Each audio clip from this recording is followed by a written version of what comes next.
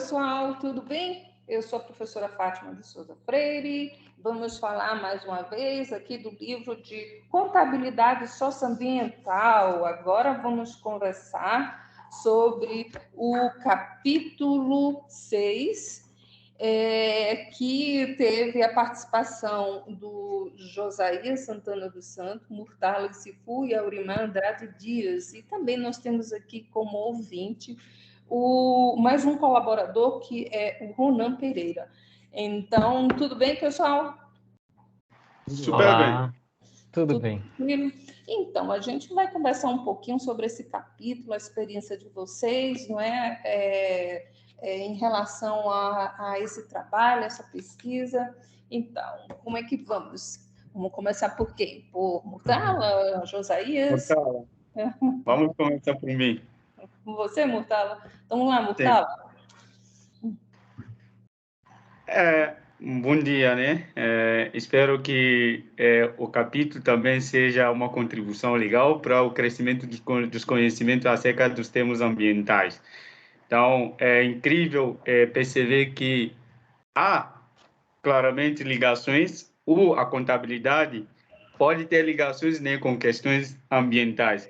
Então, esse capítulo é um dos capítulos que vai tratar desse assunto para a gente estar vendo como a contabilidade pode estar contribuindo para a melhoria, né, das questões ambientais ou de gerenciamento dos aspectos ambientais, considerando os aspectos da contabilidade. Esse capítulo trata sobre a contability. A contability, que seria, né, a prestação de contas, né, acerca das questões de sustentabilidade. Que bom, que interessante. E aí, vocês têm alguma apresentação? Sim. Então, vamos ver essa apresentação. Já consegue visualizar? Sim, Sim, já aparece. Então, eu sou Josias Santana, junto com o colega Murtala Sifu e Aurimar Andrade, desenvolvemos esse trabalho, esse capítulo, Accountability e Sustentabilidade, em que nós vamos trazer algumas questões relacionadas ao conceito do que vem a ser o accountability da sustentabilidade e a aplicabilidade disso para o desenvolvimento do entendimento da contabilidade socioambiental. Então, as questões ambientais elas vêm se destacando a partir da década de 70 e 80 do século passado, com a preocupação do uso dos recursos naturais, que passa a ser consumido de forma acelerada pelo nosso próprio estilo de vida, né? Então, é um pensamento que traz preocupações e nós, da contabilidade, precisamos pensar como desenvolver a nossa área de conhecimento de modo que também contribua para a conscientização, para o registro, para a mensuração e evidenciação desses elementos patrimoniais. Então, esse capítulo ele apresenta os conceitos da accountability, bem como as implicações para o desenvolvimento sustentável, e está estruturado com os tópicos de accountability, conceitos e definições, accountability socioambiental, princípios de accountability, história da Global Reporting Initiative e os benefícios e evidenciações do relato de sustentabilidade. Eu passo agora para o colega Murtala Sifu, que vai dar continuidade à nossa apresentação.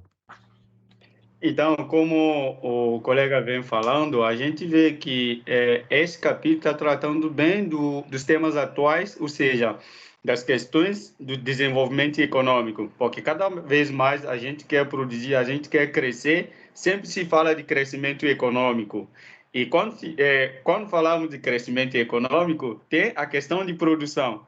Ou seja, o uso de recursos naturais para que aconteça esse crescimento econômico.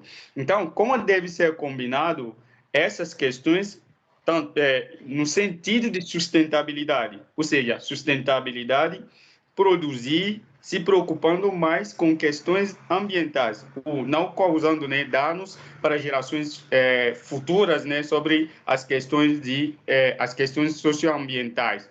Então, os grandes desafios que a gente vai percebendo ou vai desenvolvendo mais com esse capítulo são sobre o desenvolvimento econômico, de um lado, e a preservação desses recursos naturais, que passa, obviamente, pela conscientização, ou seja, conscientizações coletivas e individuais de responsabilidade, pois que tem essa questão de accountability. Accountability que seria como fazer tudo isso com transparência, colocando mais meios de controles gerenciais, os controles e responsabilizando quanto os tomadores de decisões, que podem ser os governos, né, as empresas, e responsabilizando também as pessoas que contribuem e que não contribuem diretamente, ou seja, individuais.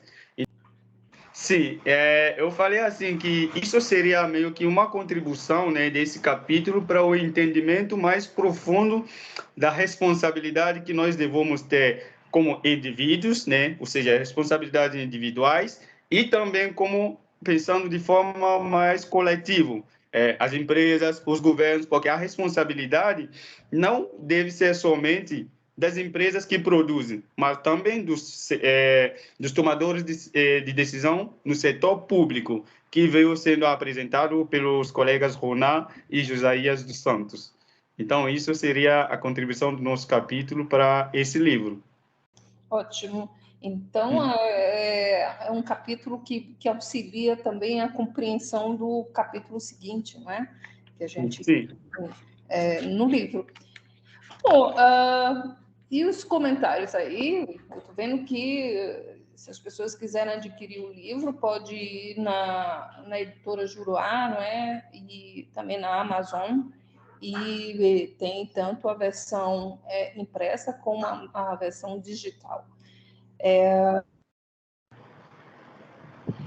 Ótimo, que bom. E, para quem não sabe, né, o lançamento do livro oficial está previsto para o dia 17 desse mês, de novembro, e vai ser aqui no Congresso de Contabilidade da Universidade de Brasília.